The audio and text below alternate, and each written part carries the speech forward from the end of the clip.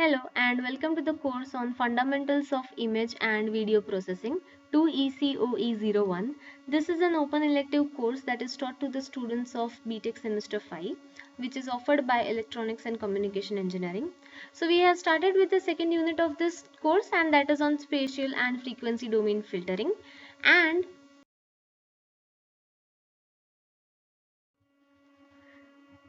so in the previous class, we had seen that image enhancement can be done via two domains. One, I do in spatial domain where I manipulate the pixels directly, or the other, I modify the frequency transform and I work on the frequency domain of the image.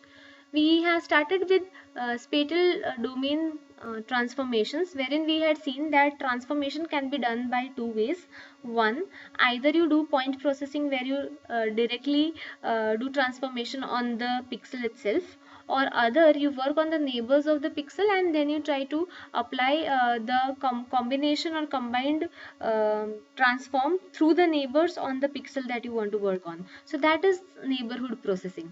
And so far we had studied single pixel transforms like image negative, power law transformation, log transformation.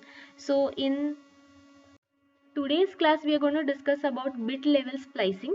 So what we do over here is every pixel, suppose it is a 8-bit image, then every pixel would be represented by 8 bits. And if I talk about all those 8 bits for all the pixels in my image, I can split it into image planes. And those planes, if I start from LSB calling it as plane 1, then I reach all the way till MSB, which would be my plane 8. So what we do is that we would be slicing the planes, we would be slicing the bits into 8 different planes, and we would try to extract information from the plane. So we would see that which of the plane is actually important, or where is my information actually being comprised, which planes contribute to maximum part of the information.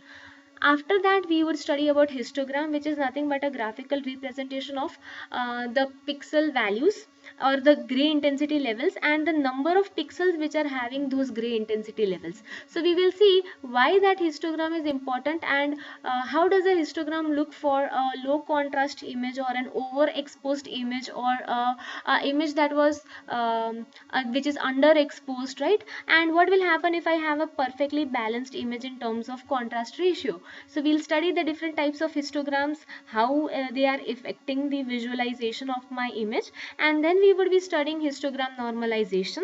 Later on in the next class we would be studying about histogram equalization. So I will see you in the class then.